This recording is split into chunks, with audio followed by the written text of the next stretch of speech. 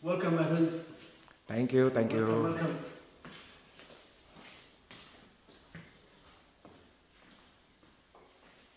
Nice to meet you. Nice to meet you too, my friend.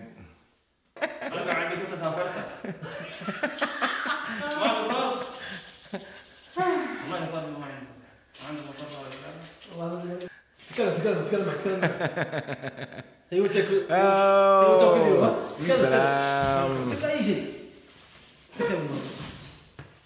Mga kaibigan, isang linggo pakatapos na magbukas ang Almamora Orange Farm sa publiko para sa pamimitas ng orange fruits.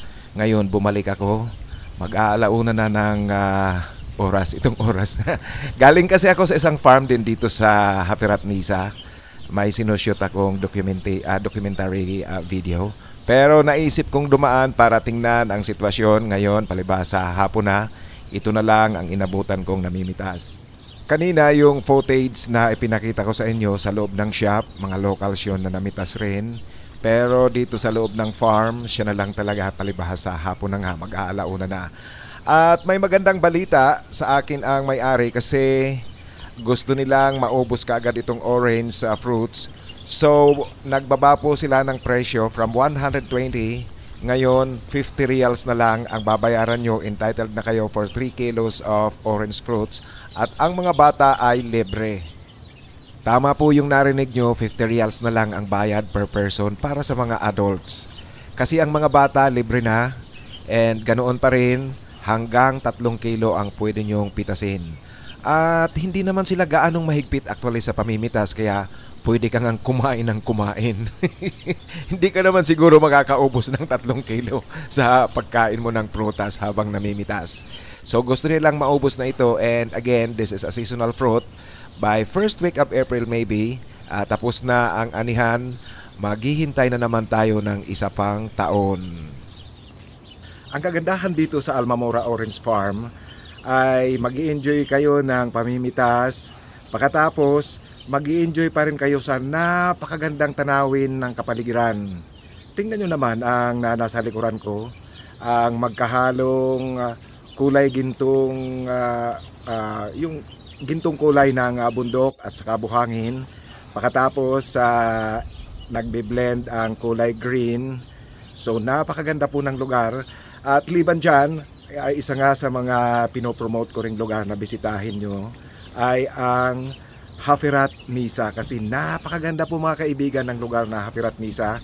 As you look at the blending colors of the golden sands and then the greenery plus the mountain, talagang mabibighani kayo sa ganda nitong lugar. So ang Almamora nagbukas na sila, at dahil nga sa nagpuntahan ang mga tao, nakikita nyo naman lalong luminis ang lugar. Actually luminis talaga. Again, I would like to tell you that orange fruit is a seasonal fruit. So this will last only until April. So now it's the harvest season, and it is very timely that they are opening this to the public, so that everyone can enjoy and can experience how is it like being an orange farmer and how is it like harvesting orange fruits. So yan ang inyong may experience dito. Again, this post is not a paid upload. It so happened that the owners of this farm are friends of mine, so I'm helping them promoting their farms. And again guys, they lowered the price to 50 reals per person for adults. The kids are free of charge, and the same way you are entitled to bring home 3 kilos of orange fruits that you are picking inside the farm.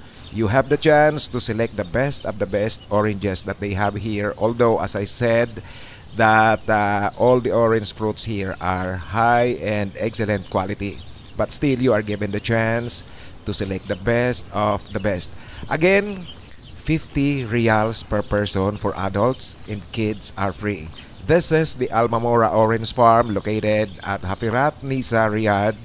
This is more or less 100 kilometers away from the city center of Riyadh. And you don't have to worry coming here because the road condition is excellent. So you will enjoy everything, and picking the fruits plus looking at the beautiful sights around here.